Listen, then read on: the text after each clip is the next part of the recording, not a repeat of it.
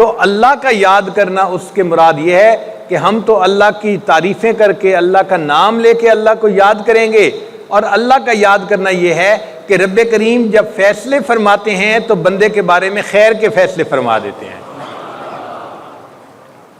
یہ ہے فاذکرونی اذکرکم، میرے بندو تم مجھے یاد کرو میں تمہیں یاد کروں گا۔ چنانچہ مفسرین نے اس کی بڑی تفصیل لکھی ہے۔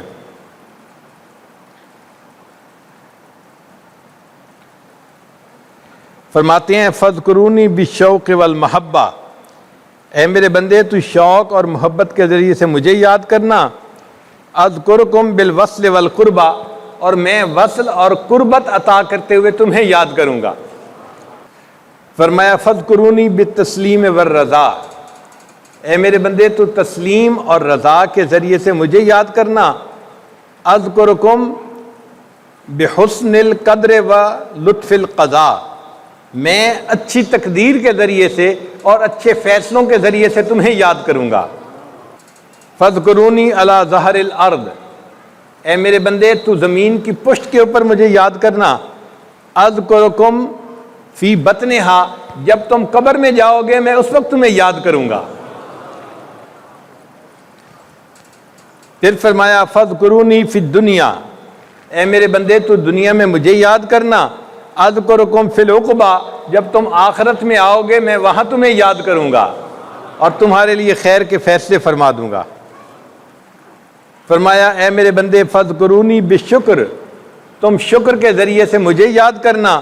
اذکرکم بالزیادہ، تو میں زیادتی رزق میں عطا کر کے تمہیں یاد کروں گا، تمہارے اجر میں تمہارے اعمال میں رزق میں برکتیں عطا کر کے تمہیں یاد کروں گا۔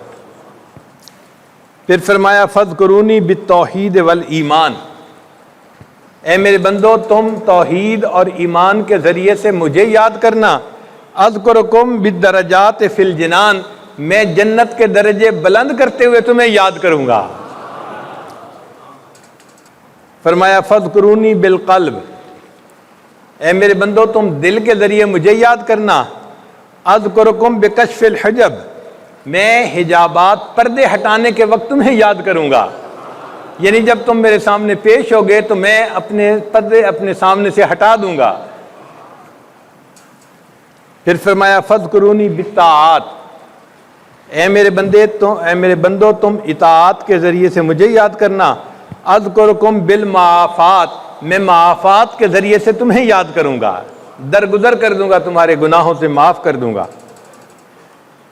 فرمایا فاذکرونی بالدعاء، اے میرے بندو تم دعا کے ذریعے سے مجھے یاد کرنا۔ اذکرکم بالعطا، میں عطا کے ذریعے سے تمہیں یاد کروں گا۔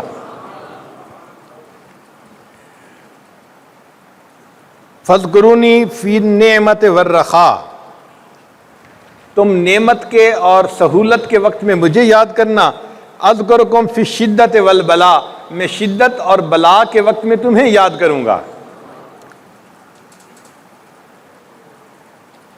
فاذکرونی بقطع العلائق، تم اپنے ما سوا سے تعلق کو توڑتے ہوئے مجھے یاد کرنا۔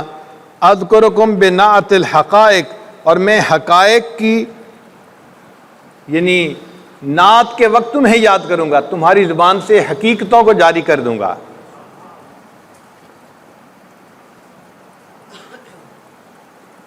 فاذکرونی بالموافقات، تم موافقات کے ذریعے سے مجھے یاد کرنا۔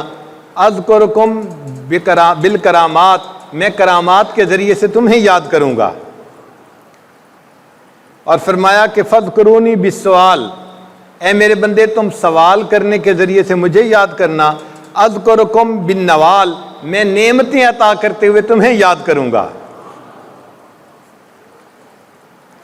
اسی لیے ذکر کی کثرت کی چند برکات ہیں، ان میں سے ایک برکت یہ ہے کہ انسان کا دل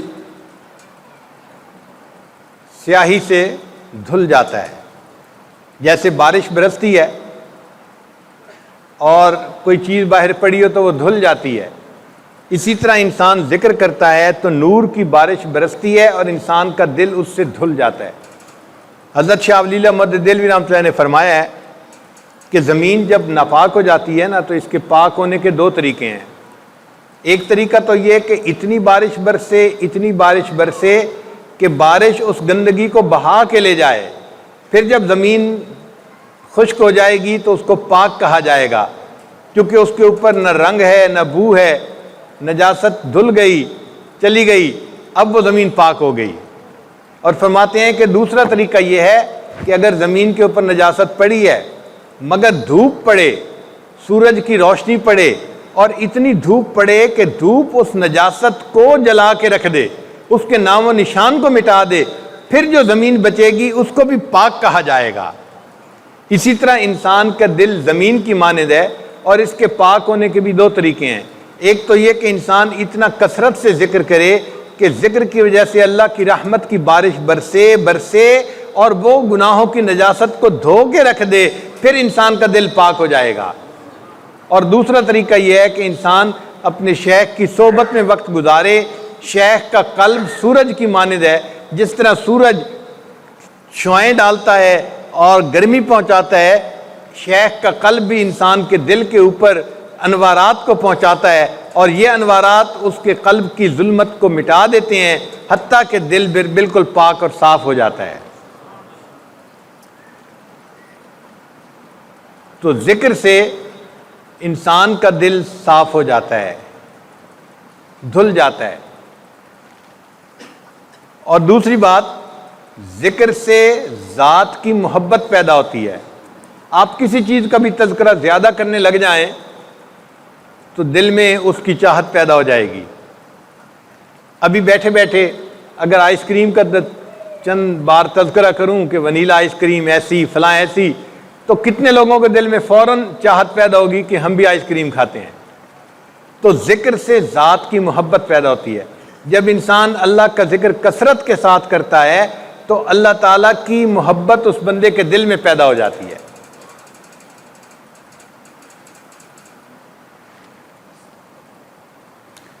اور ایک تیسری نعمت کہ فکر کی گندگی ہمیشہ ذکر سے دور ہوتی ہے۔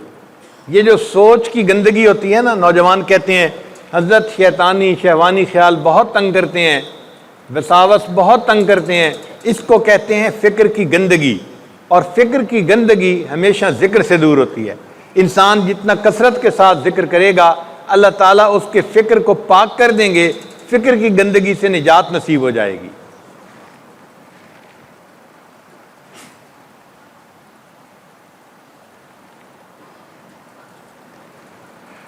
اور ایک چوتھی نعمت کہ انسان کثرت سے ذکر کرتا ہے تو پھر اس کو نئے نئے اعمال کی توفیق مل جاتی ہے۔ فَاذْكُرُونِي أَذْكُرْكُمْ، میرے بندو تم یاد کرنا مجھے اور میں تمہیں نئے نئے اعمال کی توفیقیں عطا کروں گا۔